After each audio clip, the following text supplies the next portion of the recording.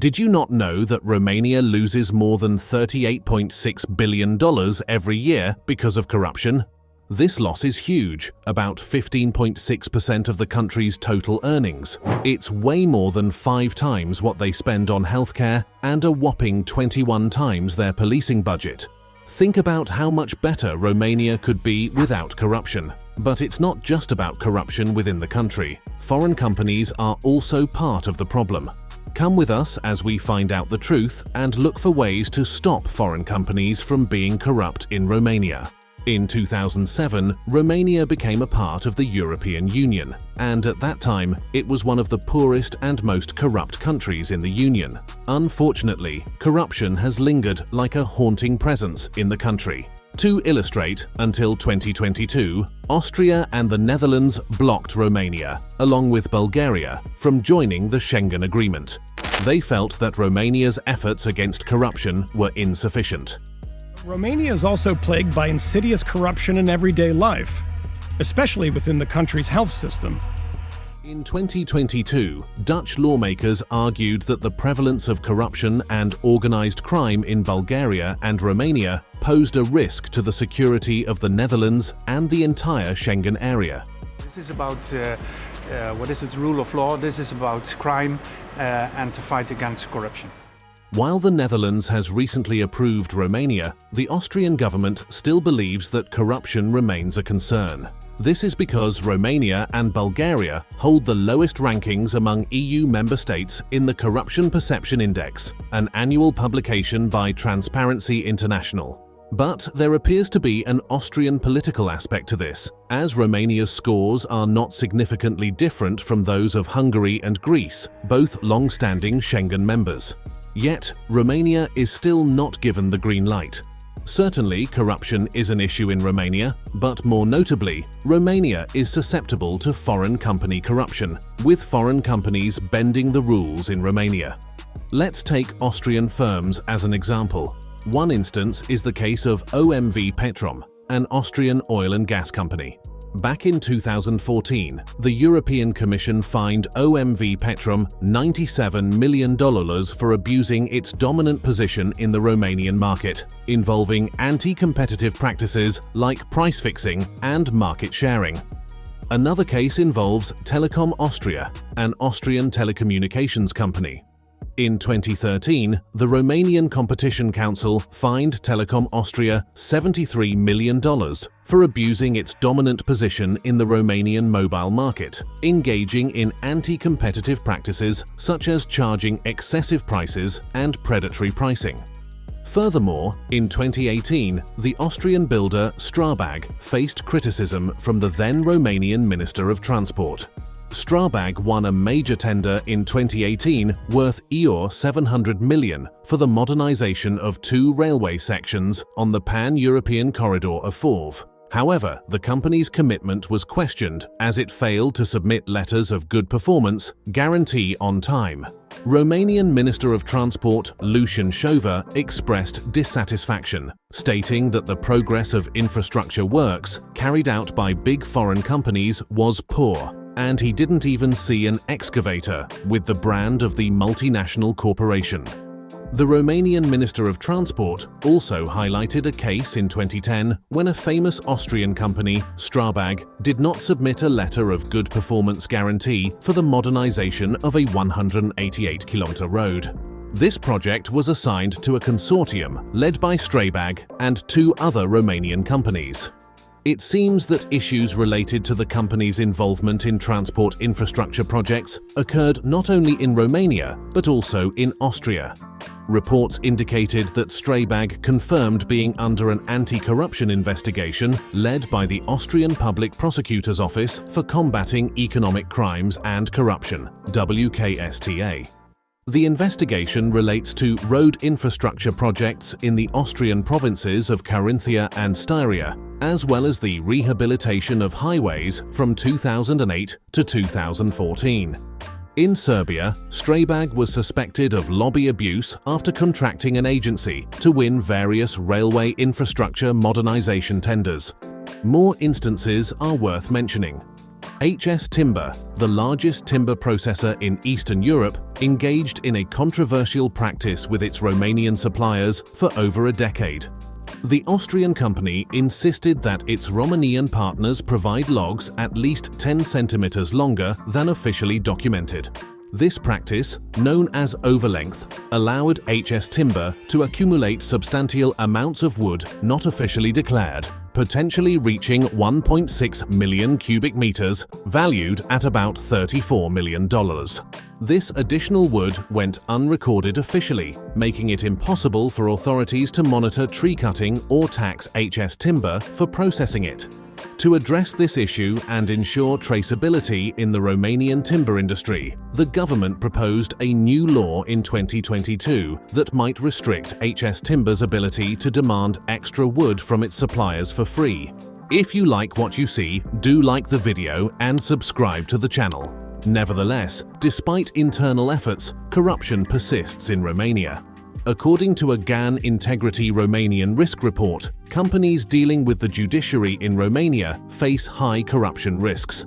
Bribes and irregular payments are often exchanged for favorable court decisions. While Romania's judiciary is formally considered independent, it faces pressure from the legislative branch in practice, with occasional cases of judges charged with bribery and trading in influence.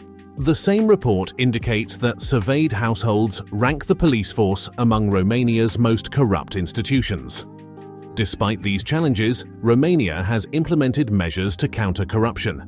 In recent years, Romania's rank has improved from 70th in 2019 to 69th in 2020, scoring 44 in both years. According to the 2014 EU anti-corruption report, 57% of Romanians were most likely to say they were personally affected by corruption. Plus, efforts have been made by both the government and the people. In 2017, Romania experienced widespread protests against corruption, triggered by a government decree aiming to decriminalize specific corruption offences. Proposed by former Prime Minister Sorin Grindeanu in January 2017, the decree focused on offences like abuse of power if the financial damage was less than 200,000 lei, approximately 44,000 euros.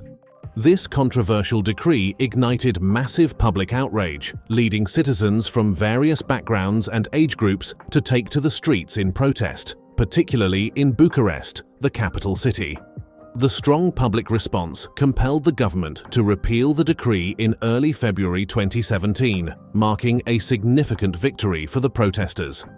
Liviu Dragnea, the leader of the Social Democratic Party at the time, played a pivotal role in the controversy.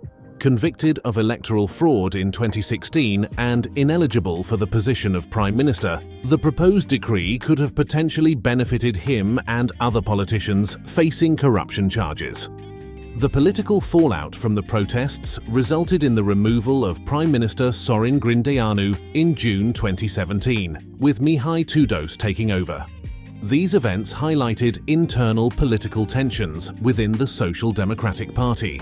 During this period, the National Anti-Corruption Directorate, led by Chief Prosecutor Laura Codruța-Kövesi, played a crucial role in investigating and prosecuting corruption cases. The protests reflected a broader frustration with corruption in various government institutions. In 2018, Chief Prosecutor Laura Codruța-Kövesi was dismissed by Justice Minister Tudorel Toda, further fueling public dissatisfaction.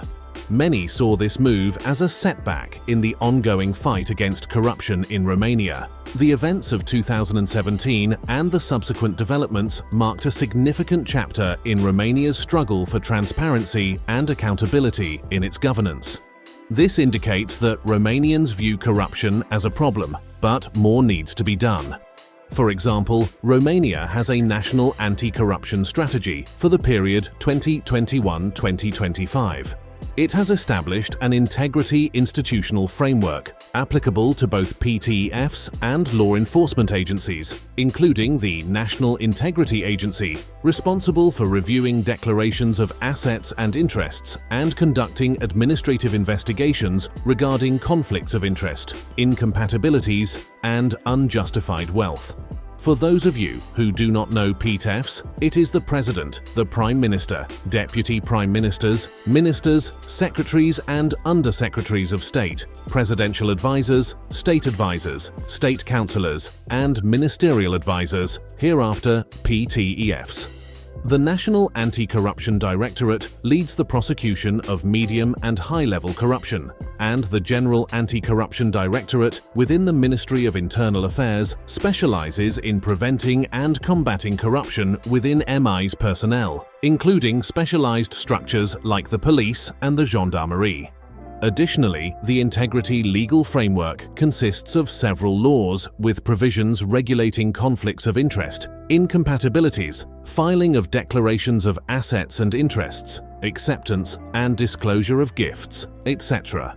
A new law on the protection of whistleblowers came into effect in December 2022. For PTEFs, things need to get better in a few ways. To avoid problems with conflicts of interest, government officials should have integrity checks when they're hired. The rules about how people should behave need a good look to cover all the integrity stuff. They should also have clear rules, practical advice, and someone keeping an eye on things to make sure they're following the rules. Everyone in PTEFs should get regular training, and there should be someone they can talk to privately if they need advice.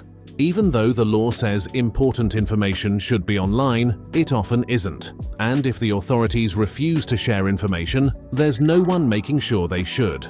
The government often uses special rules to make laws quickly, which is a big problem. It makes it hard for people to know what's going on and have a say. And there are no clear rules about companies trying to influence PTEFs. The rules we have about integrity in the law are not very clear and need to be better. And we don't have rules about PTEFs moving between jobs. In conclusion, Romania grapples with challenges related to corruption, both domestically and in dealings with foreign companies. Instances of foreign companies engaging in corrupt practices, as highlighted by examples involving Austrian firms, shed light on vulnerabilities within the system. The 2017 protests and subsequent government actions demonstrate the public's resistance to corruption, yet internal challenges persist. Efforts have been made to counter corruption, such as the proposed laws, protests, and the National Anti-Corruption Strategy. However, issues like the lack of transparency, regulatory gaps, and the perceived influence of foreign companies on Romania's infrastructure projects continue to pose threats. The struggle for transparency and accountability in governance, exemplified by events in 2017 and subsequent developments, reflects Romania's ongoing journey toward addressing corruption. While positive steps have been taken, the complex nature of the issue necessitates continued vigilance, comprehensive legal frameworks, and sustained public engagement to fortify Romania against the vulnerabilities of corruption, both from within and abroad. If you like the video, subscribe to the channel for more updates and watch our video on the Romanian economy.